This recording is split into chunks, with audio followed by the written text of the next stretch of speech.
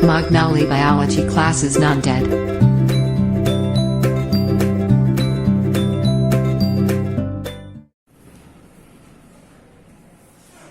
Hello students, welcome to all of you in the Magnoli biology classes.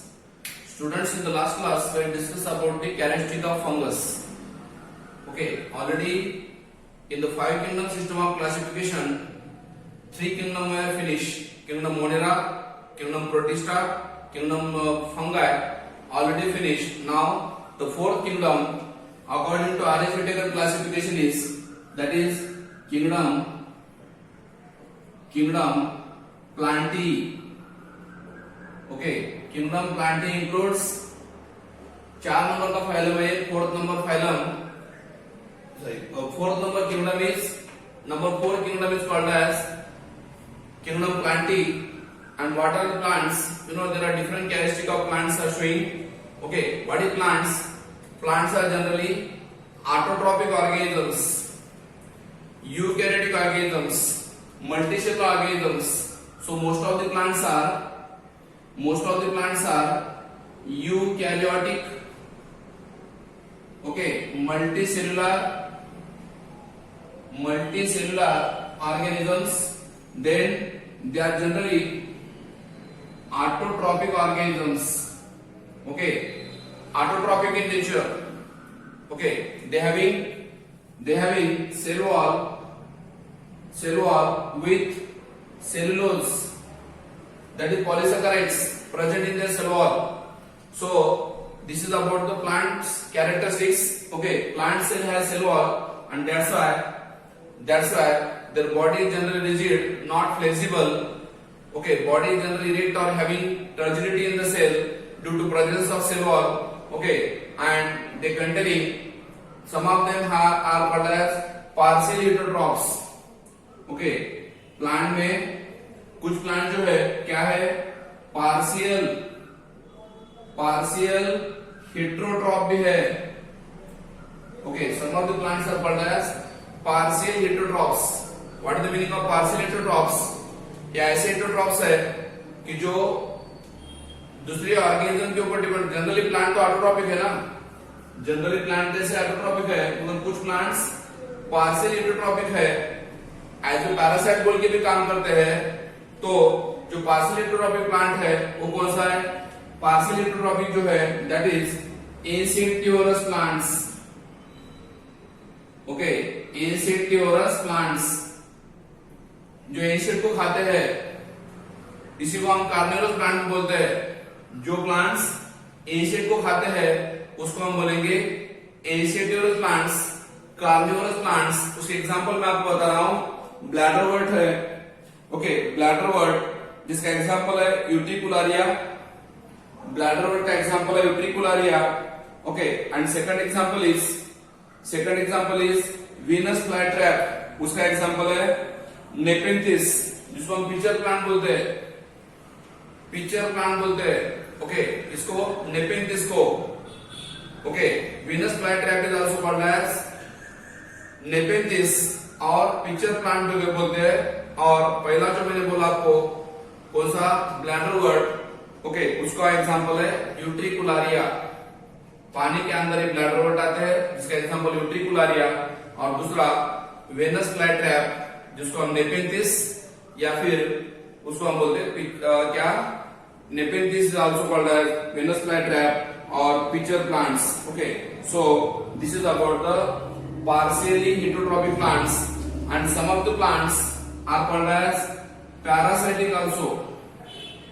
Parasitic means these plants are growing on other plants like chlorhydrons and utilize ready-made food material from their body, host plants, so called as parasitic plants. Example Cuscuta, also called as Amarvale.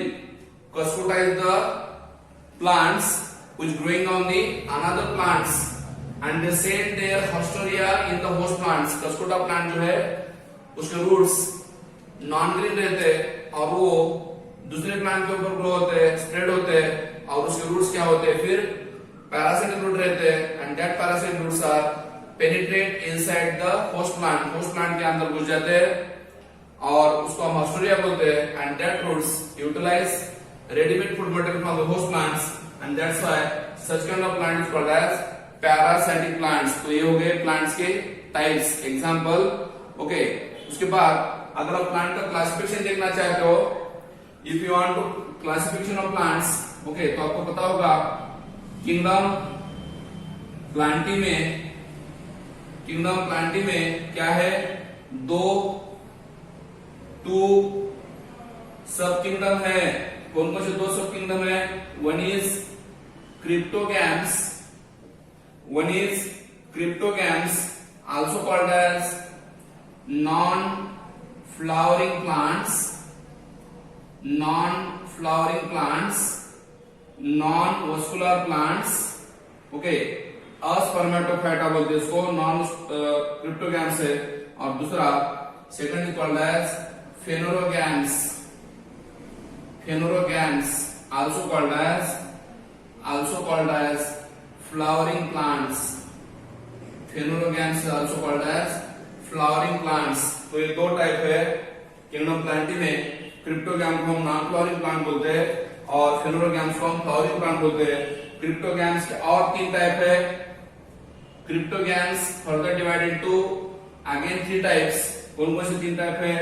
One is algae, also called as thallophyta, second is bryophyta, okay, and third is pteridophyta, okay। ये तीन type है किसके? Cryptogams के, non flowering plants के, एस्पर्मेटोफाइटा के। Actually ये plants lower plants है जिसमें फ्लावरिंग नहीं होती, सीड फॉर्मेशन नहीं होता, इसलिए उसको बोलते हैं क्रिप्टोगैम्स। लिटरली मीनिंग क्या होता है? Crypto means hidden, okay, and gamos means marriage. इसके जो गैमेट्स है हिडन है, ओके, बाहर नहीं आते, इसलिए इसको क्रिप्टोगैम कहा गया है। इस प्लांट का डिस्पर्सन उतना ज्यादा नहीं होता क्योंकि ये लोअर प्लांट्स है, ज्यादा इवॉल्व नहीं है, इसलिए algae तो आपको पता है पानी के अंदर वो होता है, एक्वेटिक प्लांट्स है, वो फिर फ्रेश वाटर हो या मरीन वाटर हो, algae, ओके। बाद में bryophyte is also called as amphibian plants. क्यों? क्योंकि उसको ग्रो होने के लिए लैंड चाहिए but require water for fertilisation, gamete के फ्यूजन के लिए वाटर चाहिए, इसलिए ब्रायोफाइटा को हम बोलते हैं amphibian plants. And pteridophyte is also called as true terrestrial plants, okay, या उसी को हम बोलते हैं ट्रू टेरेस्ट्रियल प्लांट्स और वस्कुलर क्रिप्टोगैम्स। क्यों? क्योंकि ये पहला प्लांट है कि जिसमें वेसल फॉर्म होते हैं, जाइलम एंड फ्लोएम फॉर्म होते हैं, okay, xylem and phloem form होते हैं और उसी के साथ साथ इसमें फ्लावर नहीं आते, इसलिए टेरिडोफाइट को बोलते हैं वस्कुलर क्रिप्टोगैम्स। और फेनोरोगैम जो है, जो फ्लावरिंग प्लांट्स है, ओके, ओपन मैरिज है इसका, और इसके दो टाइप है, और एक जिम्नोस्पर्म। अगर लिटरली मीनिंग आप जिम्नोस्पर्म का देखते हो, gymno means naked and sperma means seeds. जिस प्लांट के सीड नेकेड है, ओपन है, विदाउट कवर है, उसको हम बोलेंगे जिम्नोस्पर्म, ओके। साइकस है, सिड्रस है, पाइनस है, वो पूरे जिम्नोस्पर्म के एग्जांपल है। और last one is called as angiosperm. Angiosperm is called as highly evolved plants in the kingdom plantae. तो आप अगर इवोल्यूशन के बारे में देखते हो तो इवोल्यूशन इधर से इधर हुआ। सबसे पहले पानी के अंदर प्लांट है algae, then amphibian plant है bryophytes, then terrestrial plant है pteridophytes, then gymnosperm and then angiosperm। angiosperm सबसे इवॉल्व प्लांट है, ओके, फ्लावरिंग प्लांट है, सीड बेरिंग प्लांट्स है, फ्रूट बेरिंग प्लांट्स है, ओके। उसके अंदर जाइलम के अंदर वेसल रहते हैं, एडवांस कैरेक्टर, फ्लोएम के अंदर, ओके, फ्लोएम के अंदर कंपेनियन सेल रहते हैं, एडवांस कैरेक्टर है, इसलिए इसको हम क्वांटिस्ट ऑफ लैंड बोलते हैं एंजियोस्पर्म को। या it is also called as highly evolve plant बोलते हैं, जिसके अंदर डबल फर्टिलाइजेशन होता है, या ये सबसे ज्यादा इवॉल्व हुआ प्लांट है। बाद में आप देखते हो ये हो गया क्लासिफिकेशन ऑफ प्लांट्स। आपको पता होगा अगर प्लांट का कैरेक्टरिस्टिक देखना चाहते हो तो हर एक प्लांट के अंदर, हर एक प्लांट की जो लाइफ साइकिल होती है वो दो पार्ट में डिवाइड होती है। कौन कौन से दो पार्ट में? Sporophyte and gametophyte. हर एक प्लांट की लाइफ साइकिल दो पार्ट में डिवाइड होती है, स्पोरोफाइट एंड गैमेटोफाइट, तो फिर उसको हम बोलते हैं अल्टरनेशन ऑफ जनरेशन।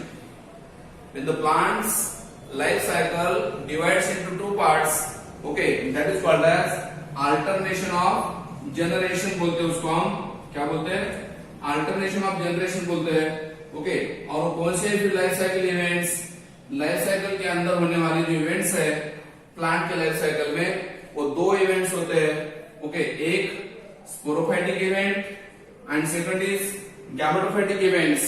तो फिर आपको पता होगा, समझो ये स्पोरोफाइट है और ये यार को स्पोरोफाइट आगे डिप्लॉयड रहता है। हर एक प्लांट में जो स्पोरोफाइट होता है वो डिप्लॉयड होता है, ओके। और स्पोरोफाइट कब बनता है, sporophyte is formed after fertilisation. जब गैमेट का फ्यूजन होता है, फर्टिलाइजेशन होता है, तब क्या होता है, फर्टिलाइजेशन के बाद आपको पता होगा, फर्टिलाइजेशन के बाद जायगोट बनता है जो कि डिप्लॉयड है। फिर जायगोट से क्या बनता है, zygote develops into sporangium, okay. Sporangium होता है और स्पोरेंजियम के अंदर क्या होता है, फिर जो डिप्लॉयड सेल है स्पोरेंजियम की, उसमें मेयोसिस डिवीजन होता है ना। तो इसका मतलब जायगोट डिप्लॉयड है, स्पोरेंजियम डिप्लॉयड है, ओके। तो यहां से यहां तक आप देखते हो ऊपर का पार्ट, तो ये स्पोरोफाइट है। क्या क्या हुआ सुनिए, पहले मेल गैमेट फीमेल गैमेट का फ्यूजन हो गया, मेल गैमेट का और फीमेल गैमेट का फ्यूजन हो गया, गैमेट्स का फ्यूजन हो गया। आपको पता होगा गैमेट सेपरेट रहते हैं। बाद में फर्टिलाइजेशन हुआ, फर्टिलाइजेशन के बाद जायगोट बना, जायगोट से क्या बना, स्पोरोफाइट बना, स्पोरोफाइट में से स्पोरेंजियम बने, स्पोरेंजियम में मेयोसिस हुआ, और आफ्टर मेयोसिस क्या होता है, आफ्टर मेयोसिस स्पोर फॉर्म होते हैं ना, ओके। वैसे स्पोर हैप्लॉइड है, ओके। और फिर स्पोर से और क्या बनता है, स्पोर डेवलप्स इनटू गैमेटेंजियम। गैमेटेंजियम मतलब गैमेट बनाने वाला पार्ट जो कि हैप्लॉइड है। तो इसका मतलब अगर आपको अगर क्वेश्चन पूछा गया कि प्लांट में जो स्पोरोफाइटिक जनरेशन स्टार्ट होता है कब से होता है, तो होता है जायगोट से। याद रखो, in plant life cycle sporophytic generation start from zygote, right. And gametophytic generation, ये जो दूसरा जनरेशन है कौन सा, gametophytic generation start from haploid spore ना। Gametophytic generation start from haploid spore and sporophytic generation start from diploid zygote। very important point regarding NEET के point से बोल रहा हूं मैं आपको। नीट के एग्जाम में क्वेश्चन पूछा गया था कि स्पोरोफाइट की शुरुआत डिप्लॉइड zygote से होती है क्योंकि स्पोरोफाइट डिप्लॉइड है, और गैमेटोफाइट की शुरुआत हैप्लॉइड स्पोर से होती है क्योंकि गैमेटोफाइट डिप्लॉइड है। या ये भी याद रखो कि प्लांट के सेल में माइटोसिस डिवीजन जो होता है हैप्लॉइड सेल में भी होता है और डिप्लॉइड सेल में भी होता है। जब गैमेटोफाइट डेवलप होती है तब भी होता है, और जब स्पोरोफाइट डेवलप होता है तब भी होता है। कौन सा division, mitosis division in the plants आकर इन द गैमेटोफाइट में हैप्लॉइड सेल एंड स्पोरोफाइट में डिप्लॉइड सेल, दोनों सेल में होता है, okay. And life cycle of the plant has two phase, diploid sporophytic phase and diploid gametophytic phase. These phases are alternate with each other and the phenomenon is called as alternation of generation। कहते हैं इसको, क्या कहते हैं, alternation of generations, okay। So this is about the characteristic of plants। Plant का और क्या characteristic है, प्लांट में क्लोरोफिल पिगमेंट रहता है, फोटोसिंथेसिस करते हैं प्लांट्स, ओके। ग्रीन सेल रहते हैं। प्लांट जनरली कैसे, प्लांट जो है जनरली ऑटोट्रॉपिक है, फ्री लिविंग है, okay. And that's why the length of the haploid and diploid phase in the plants, plant में हैप्लॉइड फेज कितनी है और डिप्लॉइड फेज कितनी है उसके अकॉर्डिंग तीन टाइप बोलते हैं, haploid life cycle, diploid life cycle, haplodiploid life cycle, okay. Haploid का मतलब हैप्लॉइड फेज लॉन्गर रहते हैं, example algae, okay. Diploid phase का मतलब डिप्लॉइड फेज लॉन्गर रहते हैं, एग्जांपल जिम्नोस्पर्म, एंजियोस्पर्म। और हैप्लोडिप्लॉइड का मतलब जहां पे हैप्लॉइड फेज भी और डिप्लॉइड फेज भी उतनी ड्यूरेशन की रहती है उसको बोलते हैं हैप्लोडिप्लॉइड लाइफ साइकिल। सो इस तरीके से ये अल्टरनेशन ऑफ जनरेशन आपको दिखाते हैं on plants. Now next is, okay, 5 kingdom system of classification में जो 5th किंगडम मैं आपको बता रहा हूं, 4 किंगडम तो ऑलरेडी हो चुके हैं, kingdom Plantae already finish. Now the last kingdom of the 5 kingdom system of classification is kingdom Animalia. Okay आपको पता है ऑल एनिमल्स, प्लांट में आपको ये भी पता होगा प्लांट में मेरिस्टेमेटिक टिश्यू रहने की वजह से कंटिन्यू ग्रोथ होती है through out the life. Plant में मेरिस्टेमेटिक टिश्यू रहने की वजह से through out the life plant में ग्रोथ होती है। एनिमल में ये ग्रोथ जो होती है थ्रू आउट लाइफ नहीं होती, एक पर्टिकुलर एज तक होती है, मैच्योरिटी पीरियड तक होती है। इसमें एनिमल में इसलिए इसको बोला है किंगडम एनिमलिया। एनिमल के क्या हिस्से क्या कहोगे आप? Animals are also what? Eukaryotic organism है, मल्टीसेलुलर ऑर्गेनिजम्स है। ओके क्योंकि जो प्रोटोजोआ थे, प्रोटोजोआ अमीबा, पैरामोशियम वगैरह, वो क्या थे? यूनिसेलुलर एनिमल थे, उसको हम प्रोटोजोआ बोलते थे। और ये कौन है? मेटाजोआ। ओके एनिमल में दो टाइप है, मल्टीसेलुलर एनिमल को हम बोलते हैं मेटाजोआ। ओके मल्टीसेलुलर है। उसी के साथ साथ ये क्या है? हेटेरोट्रॉपिक है। और हेटेरोट्रॉपिक में आपको पता होगा, हेटेरोट्रॉपिक में पता होगा आपको। ओके और हेटेरोट्रॉपिक में और 3 टाइप है वैसे। कौन से? हार्बीवोरस, हाँ carnivorous and omnivorous. Okay omnivorous मतलब जो प्लांट को खाते हैं वो हर्बिवोरस, जो एनिमल को खाते हैं वो कार्निवोरस, और जो प्लांट और एनिमल दोनों खाते हैं वो ओमनिवोरस। तो ये 3 टाइप का क्या है, इसमें न्यूट्रिशन होता है। ओके इसलिए इसको बोलते हैं हेटेरोट्रॉपिक न्यूट्रिशन बोलते हैं। एनिमल में टाइप का न्यूट्रिशन होता है।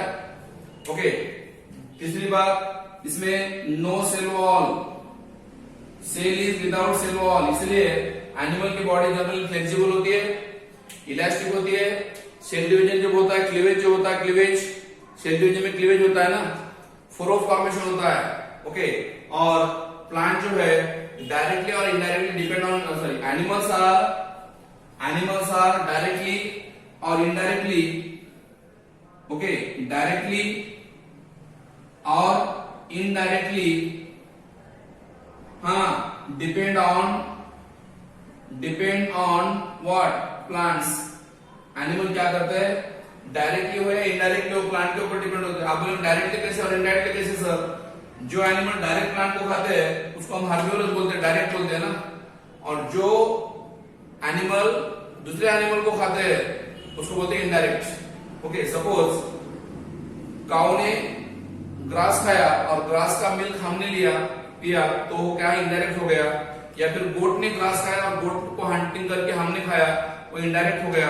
इसका मतलब डायरेक्ट और इनडायरेक्ट का फर्क समझ आपको।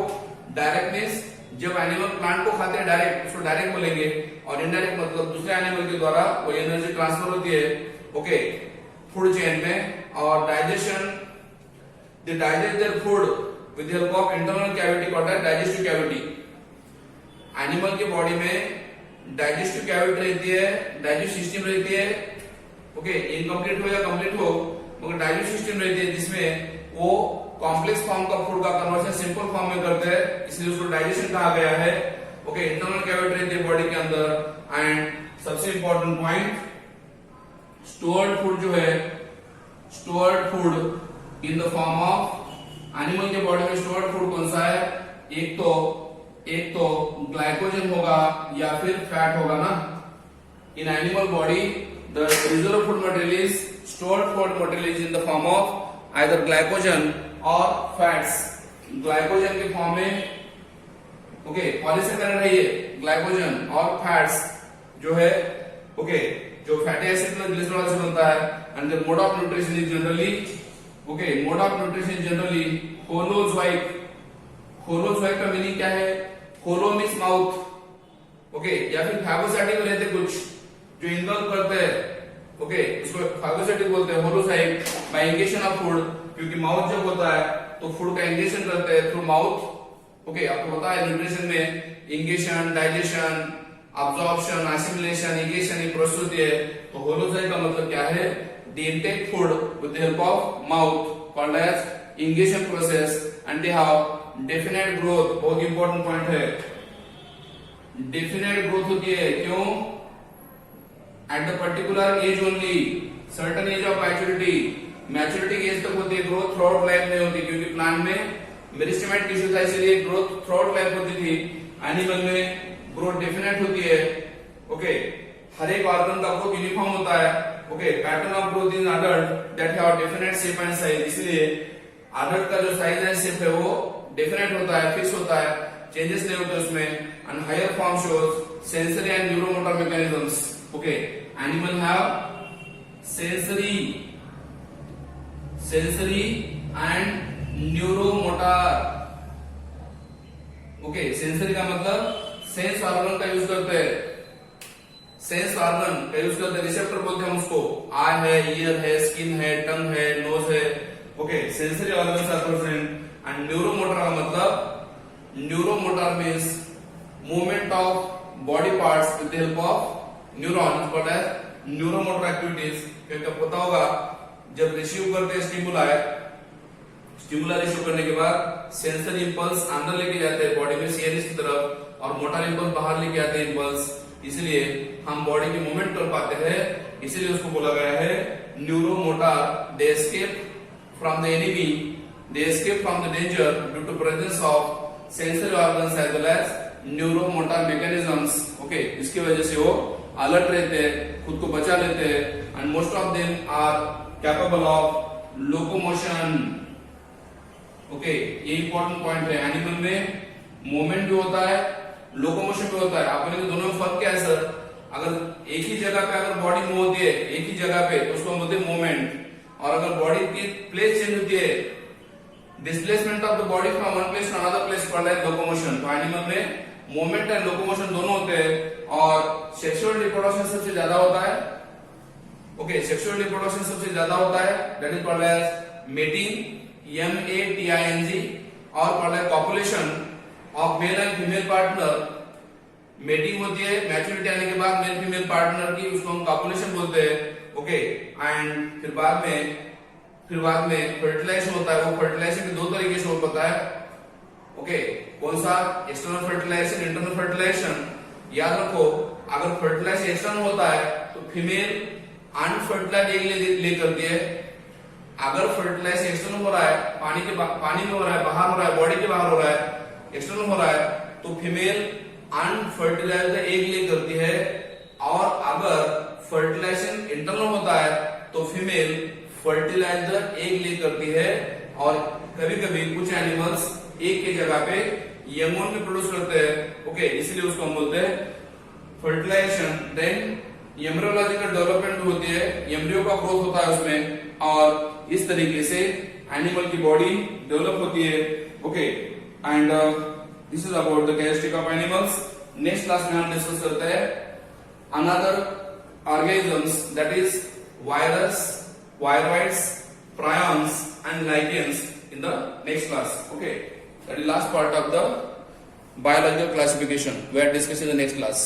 All eukaryotic chlorophyll containing organisms, that is plants, fall under kingdom Plantae. Plant cells are characterized by the presence of a cell wall which is made up of cellulose. While most plants are autotrophs, some plants such as bladderwort and Venus flytrap are also insectivorous. Some of them, such as Cuscuta, are also parasites. Kingdom Plantae also includes algae, bryophytes, pteridophytes, gymnosperms, and angiosperms. Most plants have two alternate phases in their life cycle: the diploid sporophytic and the haploid gametophytic phases. The length of these haploid and diploid phases, and whether they are free-living or dependent, varies between groups of plants. This phenomenon of alternation of sexual and asexual forms in the life cycle is referred to as alternation of generation.